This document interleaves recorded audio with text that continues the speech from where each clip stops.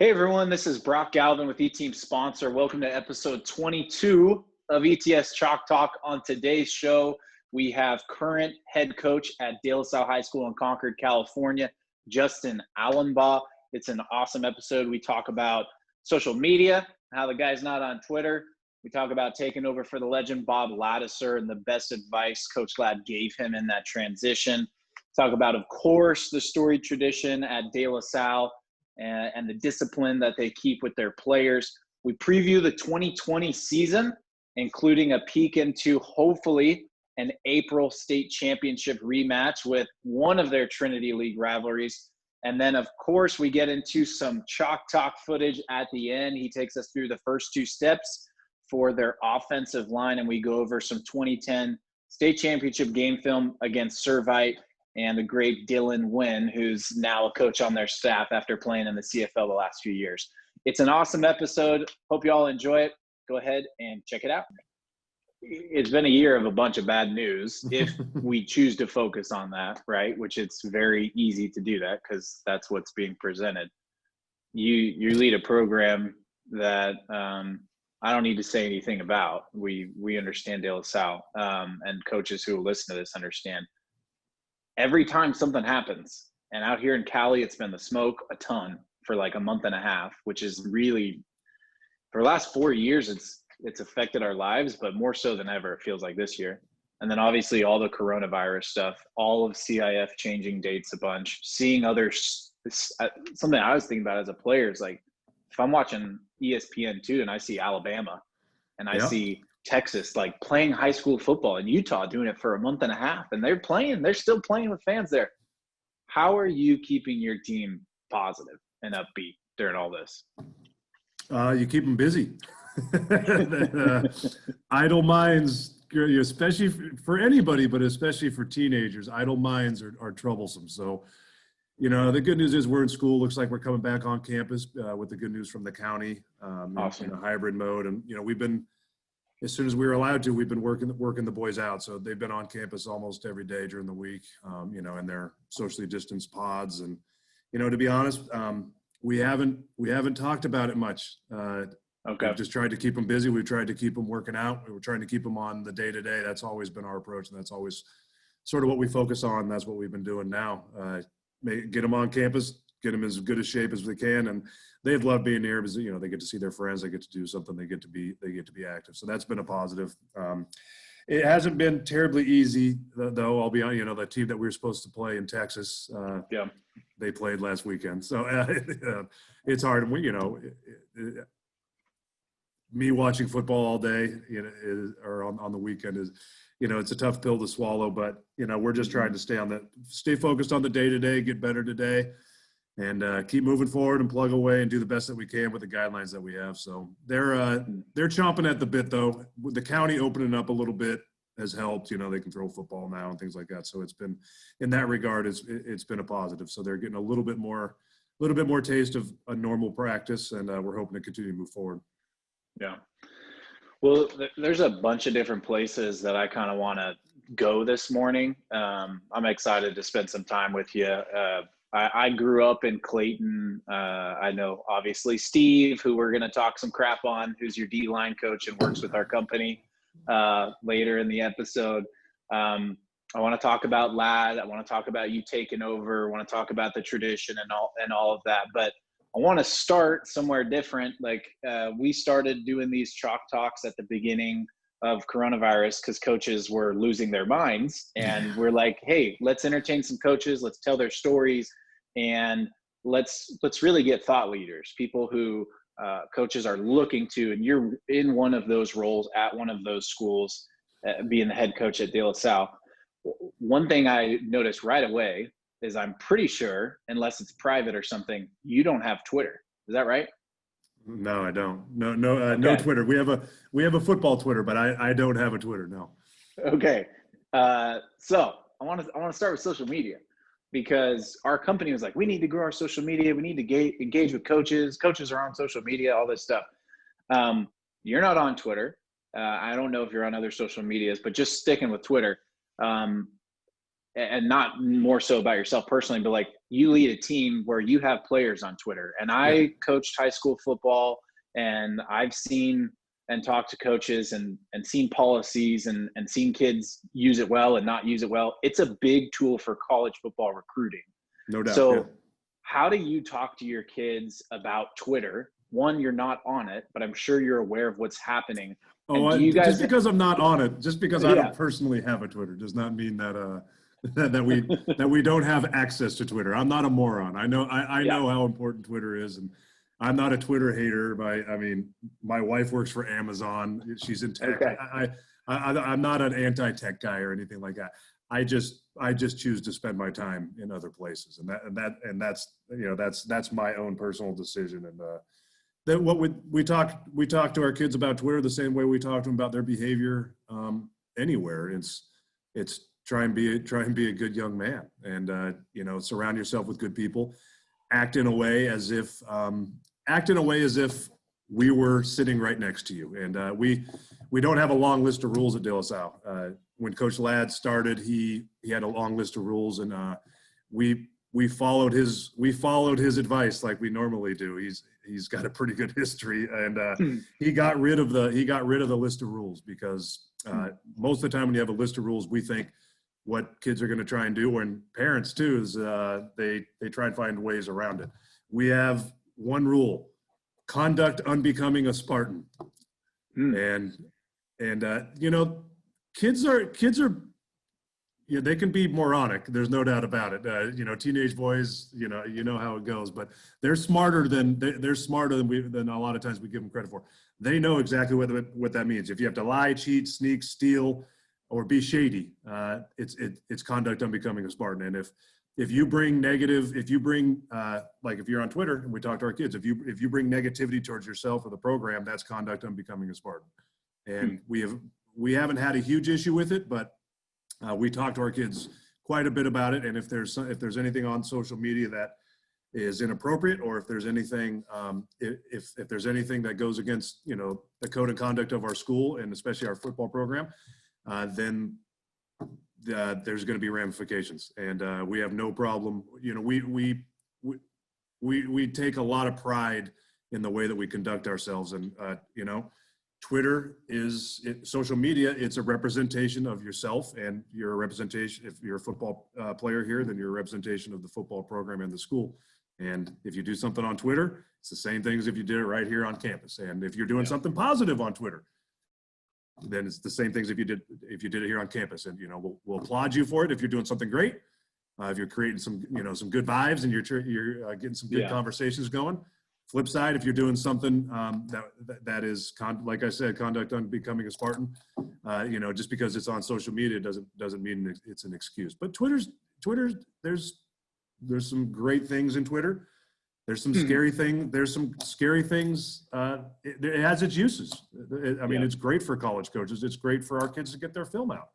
It's a great way to find some good information. It's a great way to find bad information too. I'm a little panicked because I just watched The Social Dilemma. I think it was. It's on Netflix. No. Yeah, it freaked me out a little bit. I'm not even really on social media that much. I watch our kids on social media. Don't get me wrong, but I'm not on social media that much. And man, that was frightening. But it's the same thing that we try and do with anything. It's an educational piece. Yeah.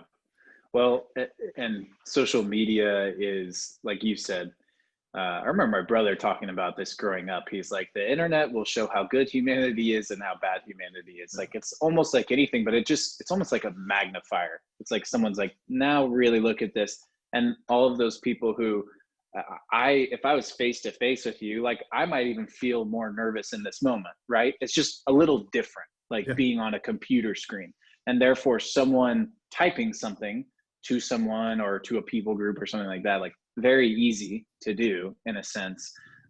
Whereas we wouldn't do that face to face, and that can be good because maybe you'll encourage someone and do something good for them, and that can be bad because maybe you'll put them down and whatever. So I was just kind of interested in that because I've seen how coaches use it for recruiting and stuff, and I've also seen kids, mouthing off and getting in trouble, and I haven't seen that from your program. So I was just like, okay, I want to hear how you guys do it, which was good to hear. Let's talk about Ladd.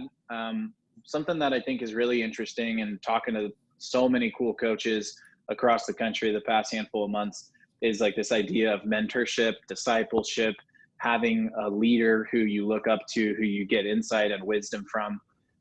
I would imagine you have more than just Ladd, but on the outside in, it's clear that he's a mentor and someone who has provided that, right? Yeah, so for sure.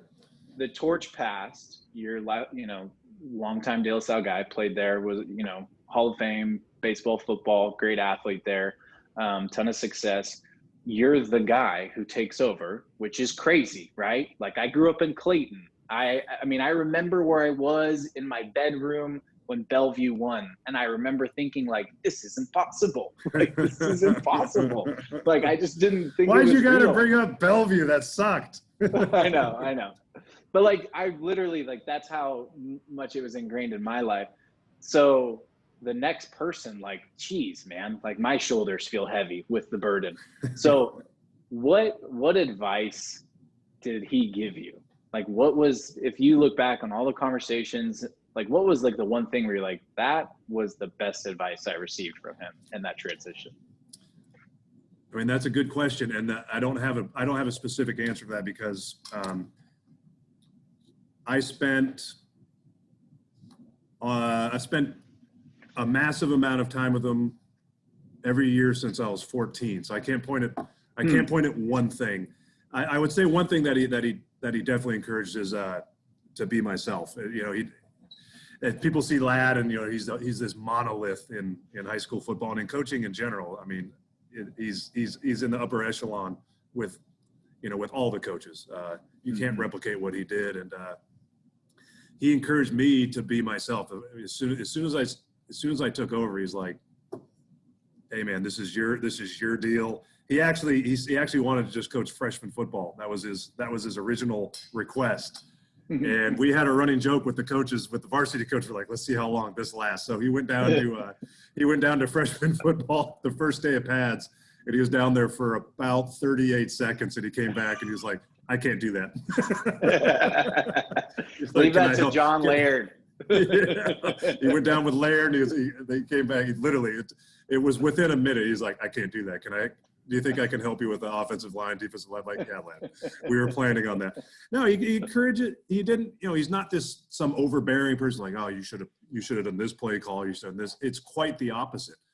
Everything, just like I talked about Twitter, everything is just a conversation piece about, how we can create an environment in a community with the kids where they're held accountable and they can become the best young men and the best players that they can be. And that's always what he encouraged. And that was the advice that he's always given me is try your best to create an environment where these kids are driven, they're held accountable, they're working hard, and, their efforts matter. And that's what I've been trying to do. And he encouraged that from the beginning. There was not some, here's this sage, notebook or anything like that. But, I've been learning from, I'm 40 years old now. I've been learning from him for 26 years. That's a lot of wisdom. That's a lot of things. And I talk to him all the time. I talked to him yesterday. We text back and forth. I'm trying to get him to write a book, and I think he's getting close. So cool. He has a lot of wisdom to pass, but he's not overbearing about it. And a lot of overbearing people say, these are our standards and like that. That's not how he is. He's actually, people see him, he's actually very unassuming. He's quiet. Except for the people that he's very close with. With us, he's funny. He's sarcastic, and he's got a quick wit. To the general public, he's like Yoda or something like that. Behind closed doors, he's a little more quick-witted than Yeah, he'll come out of the shell a little bit. He'll come out of his shell. But yeah, whenever the advice that he gave and the advice I give to him, you got to be yourself. You got to understand. You got to adhere to who you are as an individual. I am different than Bob Ladouceur, and I don't want to be Bob Ladouceur. I love him. But I don't want to be Bob Ladouceur, and that's not a negative thing. And I can't be Bob Ladouceur. I'm not made how he is, and he never wanted me to be him or anything like that. And there are very specific things that we care about at De La Salle, and I'm sort of the torchbearer of that, as the head coach. But all of our coaches do a great job. Our teachers do a great job. You know, when we want our kids to adhere to very specific guidelines of who they are as young men. And, you know, our school does a great job of that. And I think our coaches, and like I said, the teachers do a great job. It's not just me that's doing it. And he didn't, you know, I'm not the only one running the program. It would be really egotistical for me to say, like, I'm the guy, I'm making all the decisions. Ask my assistant coaches, trust me, I'm not making all the decisions. In fact, they make more decisions than I do. They're on the day-to-day far more than I am. And, you know, later on today, hopefully if the smoke clears, we'll be out on the field and they'll be working with those kids every bit as I am. So it's just trying to create a community and encouraging people to try and be the best they can. That includes the, you know, the assistant coaches. And that's something that he was always very empowering. He was not overbearing as a coach for the assistant coaches. He wanted us to coach and he left us alone. He really did. And I hope I do that for our assistants. I rib Jacoby quite a bit because he's such a happy-go-lucky guy, but I think he would say that, you know, this is something that I learned from Ladd. You got to let them coach. You know, if they're hired onto your staff, you got to let them be. And it's not, you know, to be overbearing. It's not a fun place to work. We're working with high school kids. It's not like we're not paying Jacoby some vast sum of money to come out and work with the defensive line. I think it would be pretty bad of me to be like, you're doing all this wrong. I mean, that's kind of lame. That would kind of be sucky. So I definitely learned that from Ladd, is put great people around you and put people around you that you enjoy, that are great coaches, and work with young men well. And that's something that I'm very proud of here, is that we got great coaches and they're great to work with. And I'm looking forward to see them later today. Yeah. Well, let's delve into this just a little deeper, because I'm Ladd for days, right? Like, you're like, I love this guy. I'll talk about him all day. You're asked about him all the time. You got to be yourself. Good advice. Be yourself. Be who you were made to be. You're made differently than Ladd. So a couple things that I'm thinking of. One, who are you?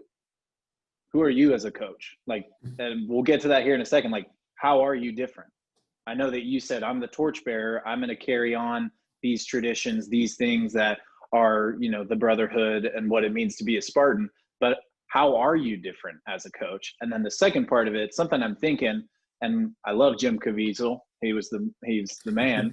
Like, I love him. But at least the narrative and the portrayal, which is not always the exact story, I will smile, is that he, like, got to a point where it was like, oh, I'm burnt out, you know, the health and what's going on. So I'm thinking about you. You're a UCLA guy, if I'm not mistaken, right? Oh, you're not mistaken, for sure. Yeah, I married into a UCLA family. Love it. I know that you're educated, and I know that you could have done a lot of different things. And so I'm thinking about you, and I'm like, are you going to coach De La Salle, you know, for the rest of your career? And how is that, like, how are you doing with it? Like, you guys go to the state championship every year, the Trinity League, gosh, let's go. But you guys are doing, like, you were going to go play in Dallas against North Shore, who I watched in the state championship at Jerry World last year. Like, you guys are top 5 every single year. Who are you as a coach, and how are you handling this year after year? Who am I? I'm a little more energetic. I'm louder. I'm a little more social in that regard. I like being a little bit more fast paced than Ladd did. He's a lot more methodical than I am. And that's both good. That's both good and bad. His attention to detail is incredible. I try and be very minute in the attention to detail. Sometimes I'm a little bit more hyper than him. Our offense is more fast paced because of that. Plus, you know, there's some changing times. You know, the modern football is a little different than it was. We have a lot of similarities as coach, though. The attention to detail, the minutiae are things that we both focus on. You know, Ladd's a lot more of an introvert. I'm a lot more extroverted. I'm rambunctious. I'm loud. And he was not that way. Don't get me wrong. Again, people thought he was Yoda and all that. The guys that played with him in the 80s and the 90s and the 70s for a year, Red Ladd would get after you. There's no doubt about that. But I'm a little more assertive in that regard. I'm a little more rambunctious. I'm a little louder, you know, high energy and high pace, just because that's just how I am as a person, and he's more reserved. How am I handling it? I love it. I'm at De La Salle because I chose to be here and I choose to be here. And I'm choosing to be where I am, and I love it. And I love it because I love the community. And how am I handling it? I love it. It's hard. Don't get me wrong, but I don't feel this giant weight or anything like that because it's not just me doing it. Our kids are in class right now. I have a break from class. Our kids are in class right now. They're in virtual meetings. Teachers are honing those guys in right now. And then, later on today, I have 30 coaches in our program, and it's not just me. I don't get me wrong. I understand who I took over for. I understand the program that I'm in charge of, and I take a lot of pride in what we do. And I'm competitive, and our goal is to win that state championship every year. And that's hard. That's not easy. I do feel that weight, but I think all of our coaches do. I don't think I carry a heavier burden than Terry Edson or Mark Pinella or Steve Jacoby. All of our coaches, Blake Telfley, Kevin Forden. We have a new defensive coordinator, Nate Kenyon. He's taken over for Terry Edson this year. Wow. He's probably feeling it more than I am right now. I didn't know that. That's big news. Yeah. First year, Terry, he didn't retire. He's just I'm not going to say a lesser role. He's just not going to be defensive coordinator this year. Never retire. You never retire at De La Salle. Come on. No, you always. It has a way. It has a way of locking its hooks into you. So I love what I do, and I think. Okay.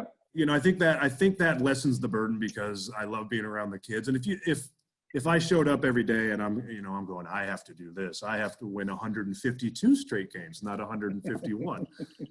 That's lame. That sucks, man. That's not how life's supposed to be lived. I show up and I'm trying to get our kids better every day, and I'm trying to enjoy what I'm doing, and I'm trying to love being out here every day, and I do. And if that ever changed, then somebody else has to take over for me, and that's not the case right now. And I love being out there. So I'm doing well.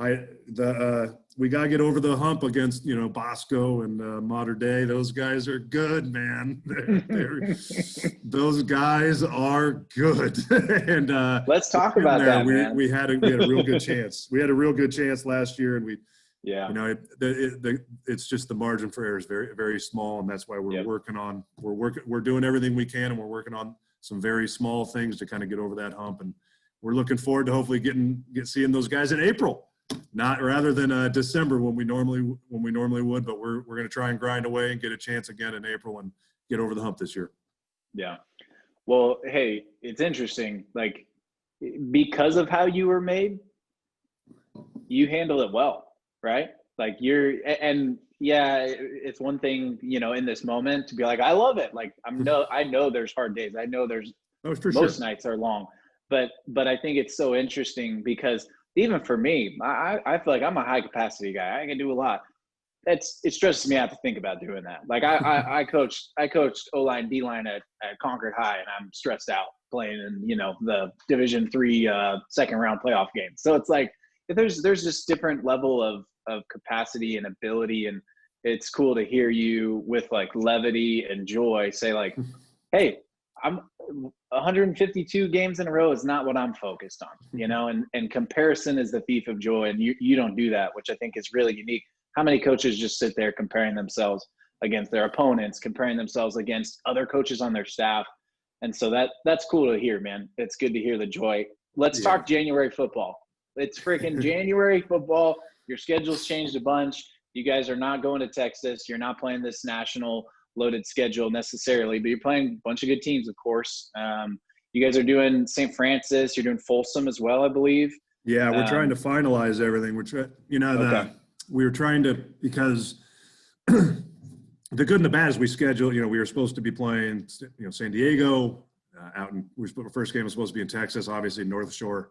They played a great game last weekend, and so that's obviously not happening. Our schedule's not finalized yet, but we're going to be playing great teams. People ask me, how's it going to be different? If we're playing, it's not going to be different. Football is football. I mean, whatever. At this point, our kids are chomping at the bit, man, and we are too. I don't care if it's – our season normally starts when it's warm and ends when it gets cold. Looks like it's going to be cold when it starts and warm when it ends. Who cares? I mean, I don't care. We're looking forward to any football. Would be great for our kids, and I hope we get the opportunity. Looks like it's going to happen. Watching a lot of guys play on Saturday and Sunday right now is, I think, helping our cause. We're no matter what happens, our schedule is going to be challenging though. There's a lot of great teams in California. We're still playing Folsom. We were able to work that one out. Obviously, they're great. St. Francis, St. Mary's of Stockton, we still have. So, and we got some good teams in our league. So there's going to be some great games no matter what. We're hoping to finalize it pretty soon, and we're in discussions with some really good teams. So should be fun. We're always trying to challenge ourselves, challenge our kids, because that's the fun part, Yeah. So Trinity League, hopefully at the end of the year. We don't want to, one game at a time, of course. But and you talked about like, hey, football's different. Like I loved watching. I found 2 months ago, as I'm just desperate for football, like some old school Comcast games of the week, and I'm like watching, Gutierrez playing against YV when Coach Murph was there in his first stint, and like I'm just like, wow, this is different football. Different football, yeah. And so like you said, adjustments are made. You guys are doing some different things on offense a little bit. And when there's 33 players from Bosco that are playing Division I football, you got to do some different stuff. So expectations for your season this year, what are they for you? And what adjustments are you guys trying to continue to make to get over the hump against these Mater Days and St. John Bosco type programs at the end of the year? Yeah, I mean, we're still, we still pride ourselves in our offensive line play. Offensively, we pride ourselves on our offensive line play, and that's always going to continue. And the basis of everything we do has been off of our run game, and that continues. Now, there are years where we could just go 22 personnel, double tight, and just cram it down everybody's throat. And we're still able to run the ball effectively. But like you said, when St. John Bosco has essentially USC's defense going against us, that's hard. You got to get guys out of position too. And so the game in that regard has changed. So what we're working on offensively is creativity in our passing game. We were able to throw the ball somewhat effectively against them last year in the passing game, and it's all set up with our running game. We have to be able to, our best run play is our power, our counter, our counter. We call it power, but it's the counter tray. And a lot of our passing attack is based off of that and based off of play action, because we run the ball so much. Very, very few drop back passes, because we don't just drop back and pass, but we have, we would like to get as close to 50-50, running and passing as possible to create as many opportunities as we can and get guys out of position so they can't just pin their ears back and just, try and take away our running game. It'll help that will help getting our running game going. Defensively, we're getting more adjustable, because when they're, Bosco last year, their quarterback would have been the biggest player on our team. So you gotta create, and the thing is, it's not just about their players, those guys are really well coached. It's not, they don't just roll their players out. I mean, they're incredibly well coached, and Coach Negro, Coach Rawlinson, and their staffs. Those teams do a great job. It's the same thing when we're playing Corona Centennial. Coach Logan does a great job, and they're loaded with talent, but they're incredibly well coached too. So we have to get creative, and we're getting more adjustable defensively. We got to get more aggressive. We got to be able to play more man-to-man. You can't just sit back in a zone. So we've been training in that regard. I like our team. I'm hoping that we get to play a nice full season. I like the guys we have. We got a quarterback that played for us as a freshman. We got some good athletes out there. I like our line. We got a lot of guys back on defense. And we have some athletic guys to get the ball out to, Lou Hearns and Zeke Berry, and we got some runners. I think they'll be able to run for some tough yards for us. And we got a lot of linemen back, so that's always a good start. So I'm looking forward to the year. I like our team. It's good. They're good kids. They're out there working hard right now. We got to get in that weight room though. I'm glad the county opened up. It looks like we're going to be able to get in that weight room and drive some iron, because you can't play football without driving a lot of iron. So the outlook's good. I like what we have. We're going to have to be creative about practice, because we're not going to have as much practice time in the way that we've always had it. So we're going to have to get creative about how we're practicing. But, that's not a negative thing. It's fun. It's, that's sort of the problem solving that always goes on with coaching. And every year presents different challenges. This year is going to present a lot of challenges, but, we'll have to figure it out. And, we got a great staff. So I think, we'll figure it out. Cool. Quick time check, because I know you're like in the middle of a school day. When is your next meeting? I got another like 8 minutes. Okay. We could either have some fun, do a little 2-minute drill, like rapid fire questions, or if you're prepared, if you want to share huddle and go through a technique, I'd love to see some O-line get off. It's up to you though, based on your timing. All right. I got huddle queued up. I can go over a little sled and then show some quick game footage if that works. I'd love that. So I just gave you access to share your screen. Man, I'm pumped. I'm always like, Steve, let me freaking come to practice, man. You can come whenever you want. I'm going to come. I'm going to come to practice this year because I'm a D-line guy especially. I'm going to shut up. I'm going to let you go do your thing. I'm all ears. Offensive line, that's something I could talk about all day. And we train ad nauseum, and 95% of what we do is based on the first 2 steps of our get off, and everything after that is sort of it's sort of a carryover from the first 2 steps. And you can see Jacoby's balding head right there. I'll say it right there. That's Jacob right there, and he doesn't just do D-line. He works with our O-line as well, and he does a great job. And these aren't hand-picked clips or anything like that. I just pulled this up. This is just a normal practice. This is from last year. Obviously, we're not allowed to be doing this right now. But you can tell the first 2 steps that we're always working on. First step should be 8 inches, 6 to 8 inches directly at the play side foot of our opponent. So you can see right here, if the best view that we have is from our left guard right here. And that first step, we're going to directly right with our right foot out. That first step should be directly at the play side foot, not an inch outside, not an inch inside. This is where the attention to detail and the minutia comes into play. And I've been coaching this technique for 22 years, and people ask, do you get sick of it? Yeah. Talking about the same thing all the time for 22 years, but you gotta kind of be sick in the head to be a coach, and talking about the same stuff all the time. But you're talking to different kids all the time, and you're trying to figure out how to create that same technique, replicate the same technique from different kids, and it's fun. So you can tell our first step from our left guard, that's Ben Rowe. He's going to Eastern Washington. He's the defensive lineman for us. It's the direction of it is perfect. He's not coming outside. If he hops outside, then he's losing his hips. We want our hips. The purpose of everything we do, football is common sense and physics. That's all it is. And the first step and our second step, everything we're trying to do is have our hips square to our target. And we talk to our kids all the time. If you were going to try and clean 300 pounds, would your hips be facing somewhere other than the bar? No. Our hips got to be directly at our target. So that's why we want our first step directly to the play side foot. If you jump inside here, then you're going to kind of be walking on a plank, and your feet are going to be too close together. So first step should be directly at the play side foot, which it is. It's a little too big, so he's lunging a little bit. Mm-hmm.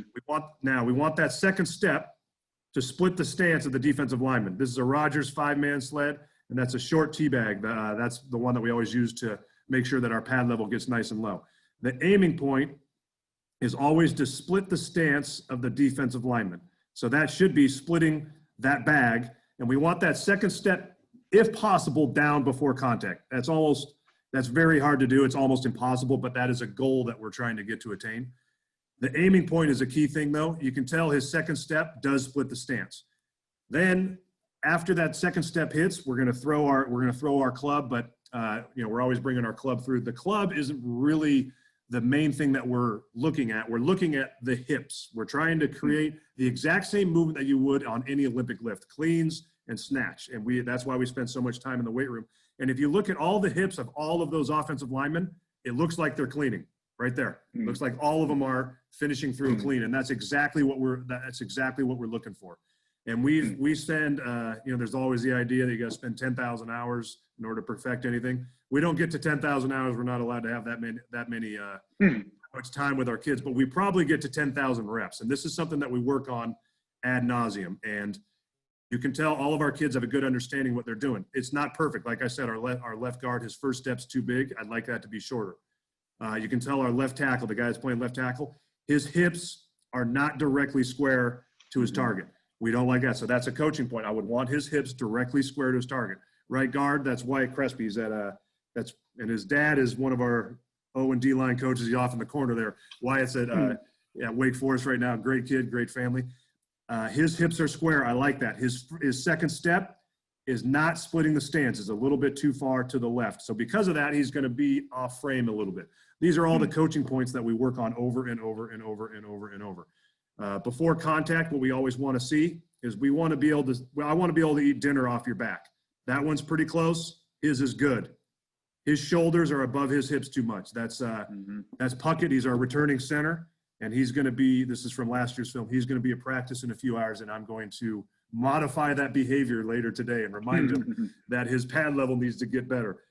You can tell our right guard, that's good. I can eat dinner off of his back. We want the hips and the shoulders to be pretty close in line before contact, because we want to create a sort of battering ram. Right tackle, Tuholski, his hips are a little lower than his shoulders, so that's something that we'd want to correct. And you can tell we do this as there's another rep. And we do it over and over and over. Here we're just doing left foot out. You can tell from our left guard, we just have the best view of him. His footwork is better on this one. His first step's a little bit shorter, and he almost gets that second step down before contact. His pad level's a little worse on this one. We'll go back to right when he has contact. His pad level's not as good as I'd like. His previous rep was a little better with pad level. His pad level's a little better, and you can tell that his hips are more square than they were on that previous one. Puckett's pad level's a little better, so I know it's possible for him. Crespi, his pad level's still good, but we can tell his hips are off target a little bit. We're losing power. Again, football is just common sense and physics. If you're going to create power on something, your hips need to be square to your target. And when we continue, this is something that we want to see, and this plays out whenever let me get a little tighter view here. Whenever we're survey 2010, let's go. 2010, yes. Whenever we're actually playing, you can tell I'm pretty sure there's going to be a counter. Yeah, this is our power. So you can tell right on our pull steps, I want our left tackle and left guard, those guys are pulling. I want our hips square to our target. Our target should be directly down this line of scrimmage. And I want our hips square. You can tell, boom, right off that pull step, their hips are square. That's what we want, because that's going to be their targets. These guys are doing back blocks, and because of that, they should be all 45-degree angle coming back this way. And I want their hips to be square, and they are. That's a pretty good job. And because of that, we're getting some good movement. The best technique that we have right here is from our right guard. There's a reason, and he's joining us as a coach this year. Charles Dillon Wynn, one of the best guys that I've ever coached, one of the finest linemen I've ever seen. And he's playing right guard. He's a two-way guy. And the Canadian Football League got canceled this year, so he's going to come help us coach. He's doing a tandem block, but you can tell his hips are square to his target, and he's continuing to run his feet, and then his hips are square to his next target, which is that linebacker. And he does a near-perfect tandem block here because he's going to that backside linebacker, and he gets square to that guy. And because of that, we're able to get some good yards. I'll get to an end zone cam right here. This should do a pretty good job. That goalpost is in our way a little bit. But here we go. This is the exact same play. It's coming the opposite way. You can tell all the hips are square. He's square to his target. He's square to his target, which is going to be going to that offside guy. Our left guard is square to his target. You can see Dylan is pulling down right guard. He's going to be pulling down this line of scrimmage. His hips are directly square to his target, which is that outside linebacker. And if we watch him through this play, his hips are square, boom. And because of that, he's able to flatten that guy. It makes it easy when you're coaching guys like him. But our right tackle does a great job too. His hips are square right when he pulls, and then he squares up to his target. As soon as we get to second-level guys, it's all the exact same coaching points. Get your hips square to your target. Get your hips square to your target over and over and over, whether we're hitting the sled, whether you're hitting a defensive lineman that's lined up directly on top of you. The goal is always to get into a position of power. And you can tell the technique that our right tackle is doing. I'll go back one clip. The technique that our right tackle is doing is the exact same thing that we were doing on that sled. Now he's doing it, 10 yards further than what he normally did, but he pulls down that line. You can tell he's squaring up to his target. He's bringing his club, hips, and a clean. It's the exact same movement that you would see on a clean. It's the exact same movement that we're trying to replicate over and over and over on that sled. And because of that, he's able to get a great block onto that linebacker as well. And that's something that we spend a lot of time doing. That's 95% of the time that we're doing is working on those first 2 steps. And, you know, our passing game is built off of our play action. So our first 2 steps, whether it's a run or a pass, are the exact same. Football is common sense and physics. Freaking love it, dude. We're just We're just cleaning out there. We Everyone tell our talks guys about that all the time, and make it simple. It's not that complex. Lineman, get your hip square to your target. That's all that we're working on, and get into a position of power. And it simplifies it. And I think sometimes we try and get a little too creative, myself included, and we try and keep it simple. Makes it a little bit easier. Connecting the dots from the weight room to the football field is something a lot of football coaches don't do well. I think it's because they don't understand how the lift might correlate. And I think like, when are we playing football on our backs, bench press? I remember hearing that back in the day, but it's like, to see, like you just showed, this is a power clean. The exact same movement. You know, like it's this is the same as, yeah, which I think is so cool. Hey, get back to class. Thanks so much for your time. I'll look forward to razzing you guys out there at practice one day, and freaking come on out. Jacoby needs somebody else heckling him. He's getting sick of me doing it. Hey, and I can't wait for Trinity League come April. We'll cross our fingers you guys get there again, but no doubts. Keep living with that joy and levity, man. Great to meet you, and I'll talk to you soon. Nice to see you. Thanks for having me. All right, see you, Coach.